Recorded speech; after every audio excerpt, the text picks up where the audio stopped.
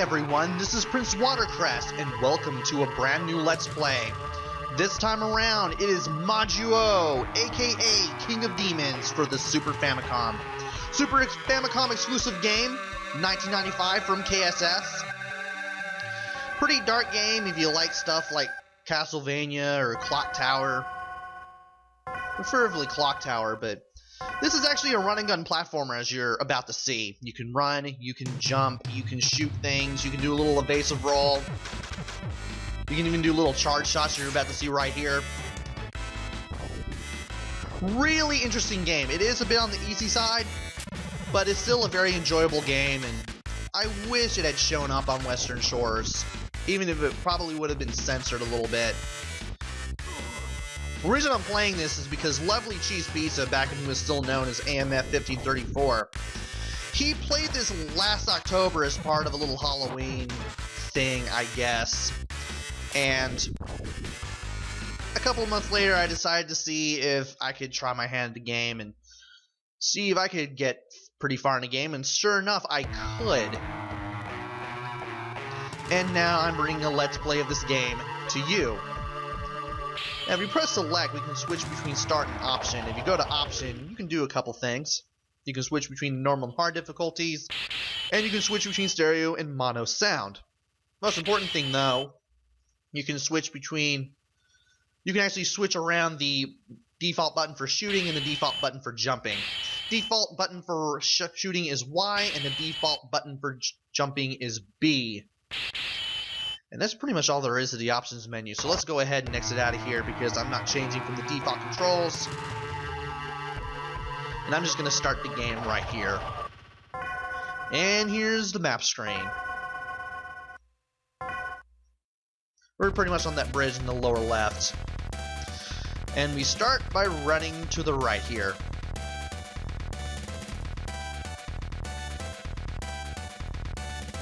As soon as we run to the right here, we get to meet this demon who apparently happens to be our old friend Bayer.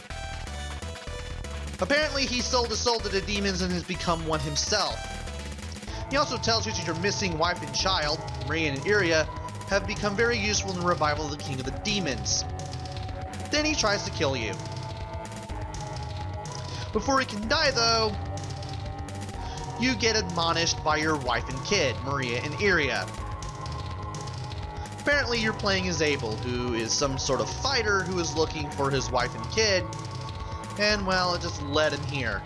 I'm guessing to the land of the demons. After being admonished by your wife, daughter, and cat, you get to fight Bayer finally. Thankfully he goes down within a few short charge shots. Might as well go ahead and mention how doing things works. You hold left or right to move forward or back. Hold down to crouch. B jumps. You can also do a double jump as well. You can shoot with Y. And if you hold down Y for a second or two, you can do a charge shot. And holding down and pressing B lets you do a little evasive roll. Pretty nice thing. And once you go further to the right after beating Bayer, for now, you'll see the soul of your wife Maria. Apparently she died trying to protect Iria, but thankfully your daughter Iria is still alive. She now follows you as a fairy.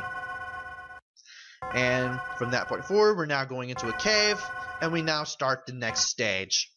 And I might as well go ahead and pause the game to explain how the heads-up display in the top of the screen works.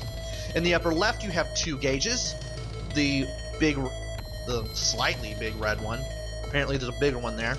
The red gauge at the top is your health, and below that is the charge gauge for your little charge attack. Hold Y and then it'll start flashing. Release Y, you'll do the charge shot.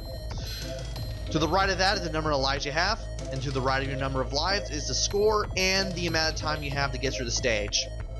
You have a timer in this game. Do not forget that.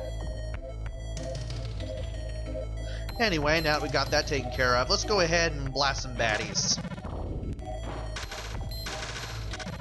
Now, Maria has two functions. She helps you attack enemies by lunging forward, and in case you lose all your health, she'll revive you, but only once. And here's a gem that we can pick up. Just walk up to it, press down, and if you're missing a little bit of health, you'll be able to refill some of it. And I took some dumb damage there trying to get that one demon. But we eventually hit a dead end, and that demon sends us to the floor. I don't know why I paused there. Got a few enemies that we were going to be taking care of in this area. We got those frogs. We got these purple zombie women that shoot at us with guns. And we got these little zombies. You shoot them once, they lose their head. And then the second shot, they lose their bodies. I always thought that was a pretty nice detail. And that guy just keeps hitting me for some reason. Don't know why. Apparently I'm having a hard time talking and playing at the same time today.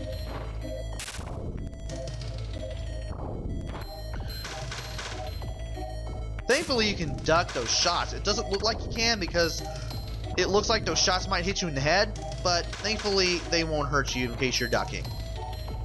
Jumping gates takes a little while to get used to, but at least they're non-committal. So in case I needed to change my direction mid-jump on those little platforms to the left there, I could.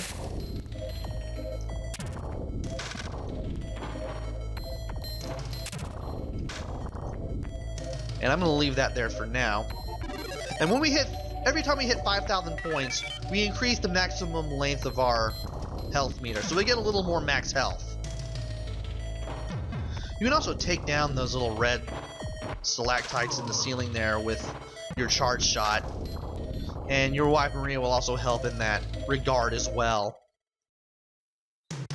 And once you go all the way to the right in this area, you then get on this elevator where we meet the spider that we saw in the demo. He comes down, we do a bunch of charge shots on it. Then we take down his two minions that it sends at us. And then we have to roll away from it just before it can grab us, so that way it doesn't track us while we're rolling. And from there we can just get a whole bunch of more shots in, and then we just do the minion and the roll thing again. Pretty easy mini boss.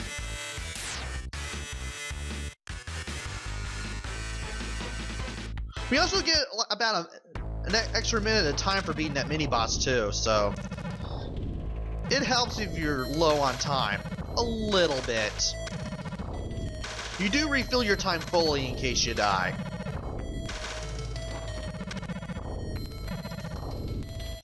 And now we meet this thing again. It'll shoot projectiles at us, then it'll try to attack us with its mouth. When it's opened its mouth with that second attack, that's when you can jump up and shoot it. Thankfully, this is a very weak mini-boss. You can actually shoot down projectiles with just a regular bullet.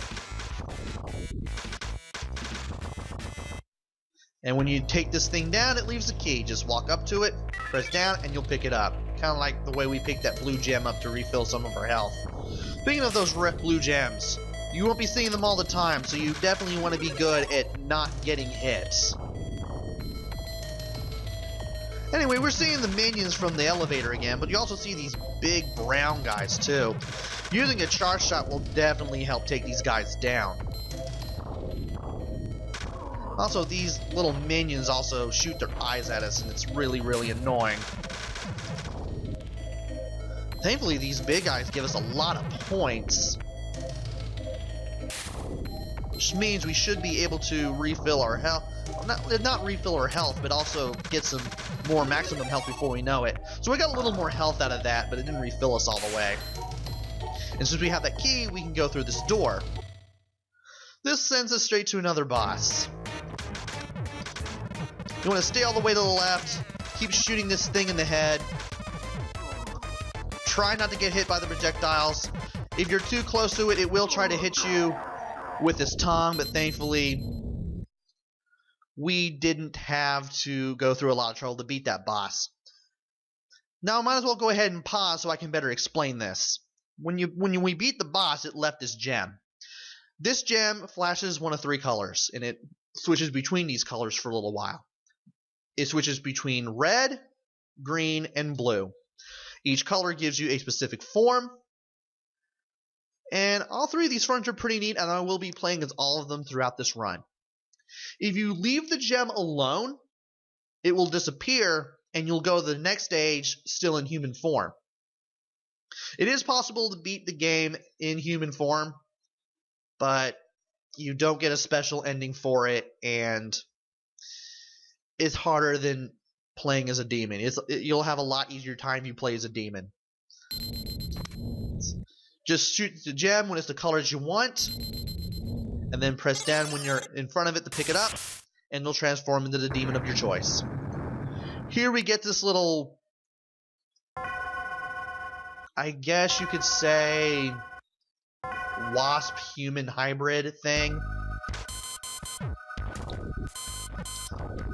Now sadly that didn't refill our health. We will have to refill on health eventually.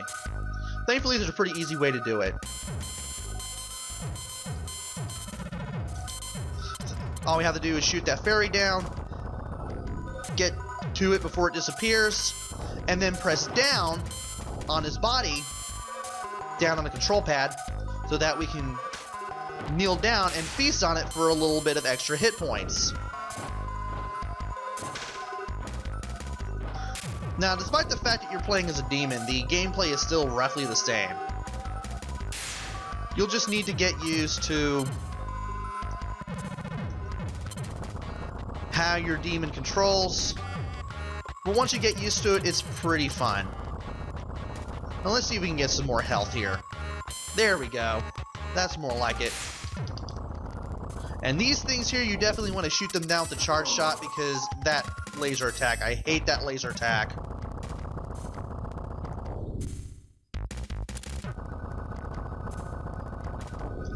Let's see if we can get another fairy here to pop out. Good. Because those blue orbs that we can use to refill our health, those are not common to come across. So you better learn to preserve your health. There are only a few enemies that you can do that trick I just showed you with. Thankfully, shooting everything with a charge shot whenever possible really helps.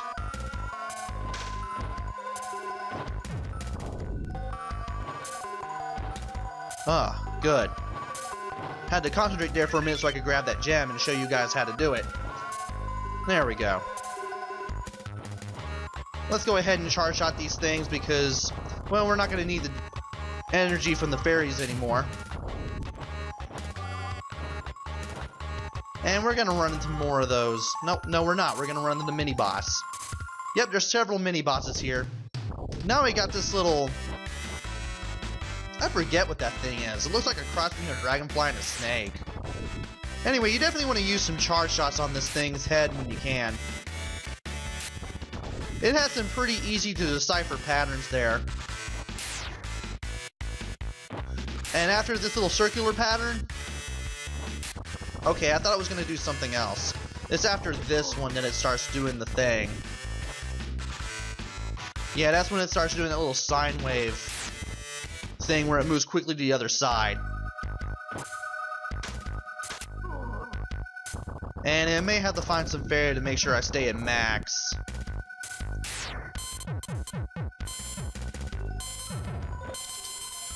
There we go. Let's feast. By the way, we're invincible while doing that, as you can see there. That's a pretty good trick to take advantage of, as you can see. Come on, refill here. There we go. Managed to find that trick on total accident.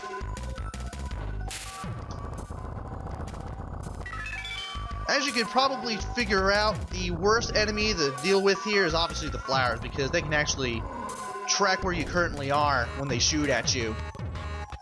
And therefore, I keep using charge shots whenever I see them.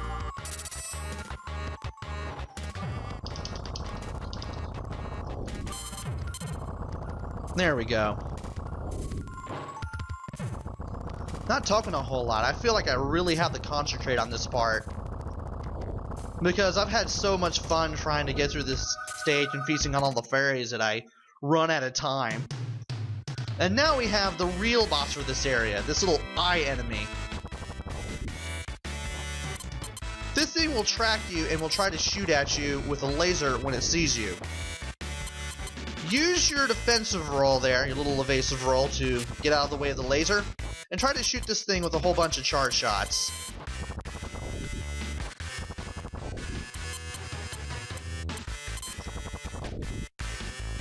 And after we've done enough damage, it will start warping in and out.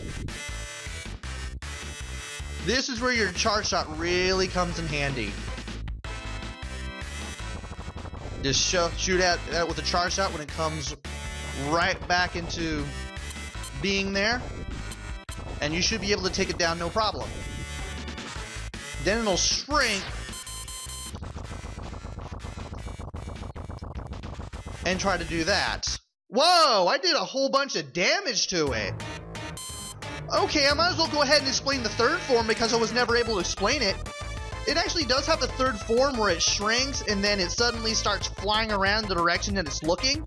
As long as you shoot it, it will stop, change direction, then do it again, and you just keep shooting at it, trying to avoid it until you take it down. But I did so much damage to it in its second form that the third thing was no problem. I've never had that happen.